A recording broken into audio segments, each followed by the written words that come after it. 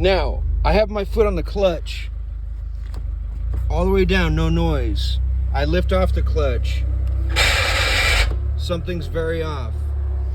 Now, I try and shift. It makes a loud clunking, creaking noise, but it won't go into gear. I pull back, that's 2 gears it won't go in. I go forward, it still won't go into gear.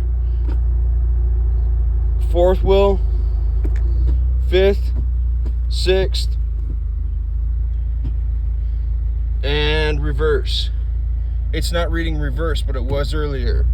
It's like the gears are completely off the line of traction. Now it goes over in an angle into 4th gear. Actually, that would be 3rd. And it goes in to 5th and 6th appropriately. Now it wants to go into 4th, but it wants to stay away from 3rd.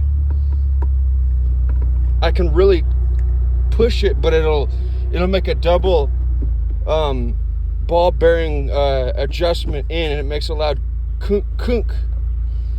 So I have it neutral, and it's making that loud grinding noise. I tried getting in the driveway, and it was causing me a bunch of problems. So it made 2 loud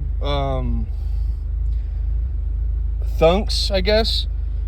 Anyone that has any